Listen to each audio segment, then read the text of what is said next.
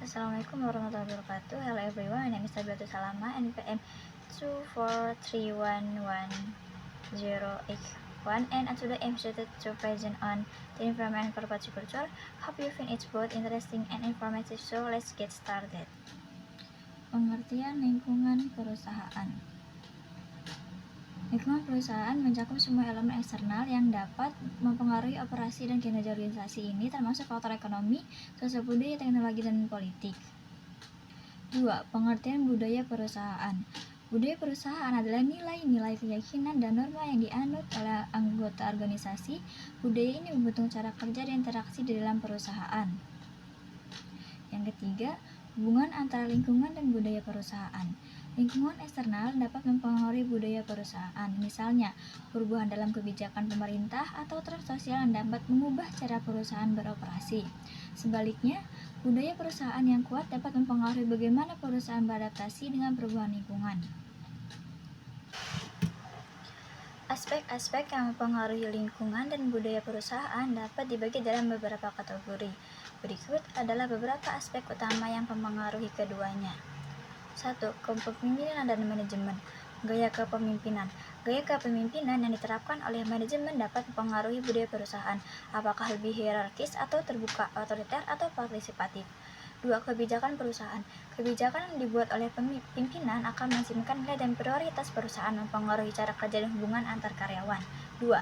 Nilai dan prinsip perusahaan. Visi dan misi. Visi dan misi perusahaan mengarahkan tujuan serta strategi dan menentukan bagaimana budaya kerja terbentuk. Etika dan tanggung jawab sosial. Tingkat kepedulian perusahaan terhadap etika bisnis, lingkungan, dan tanggung jawab sosial akan terbentuk nilai dan perilaku karyawan. 3. Struktur organisasi. Hierarki dan kewenangan. Struktur organisasi yang hierarkis atau lebih datar mempengaruhi komunikasi dan cara kerja tim di dalam perusahaan. 2. Pembagian tanggung jawab. Pembagian tugas dan tanggung jawab dapat membentuk cara kolaborasi serta interaksi antar departemen atau individu. 4. Lingkungan eksternal. Persaingan industri. Persaingan yang ada dalam industri yang mempengaruhi keputusan dan kebijakan perusahaan serta cara mereka beradaptasi dengan perubahan. Peraturan pemerintah. Regulasi pemerintah terkait dengan lingkungan hidup, ketenaga kerjaan, dan pajak juga dapat membentuk kebijakan internal dan budaya perusahaan. Tren sosial dan teknologi.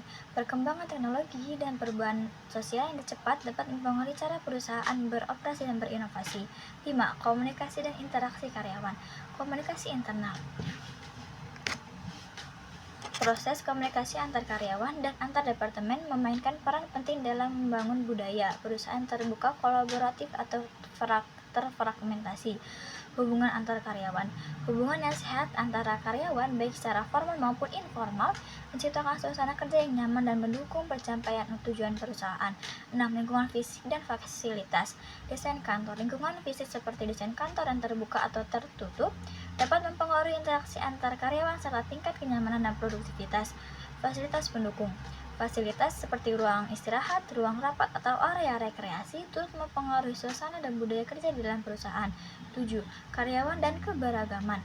Karakteristik karyawan, karakter dan latar belakang karyawan seperti usia, budaya, dan pengalaman kerja dapat membentuk dinamika dan budaya perusahaan. Keberagaman. Perusahaan yang menghargai keberagaman cenderung memiliki budaya yang inklusif dan mendukung yang bisa meningkatkan kreativitas dan inovasi. 8. Pengaruh globalisasi. Tantangan global. Globalisasi mempengaruhi cara perusahaan beroperasi, berkolaborasi, serta menjalankan praktek bisnis yang lebih beragam dan terhubung secara internasional. Adaptasi budaya. Perusahaan yang beroperasi di banyak negara perlu menyesuaikan budaya perusahaan dengan kebiasaan dan nilai lokal, tetapi tetap mempertahankan identitas. That concludes my presentation. Thank you for your time and attention. I hope the information shared today was valuable. Wassalamualaikum warahmatullahi wabarakatuh.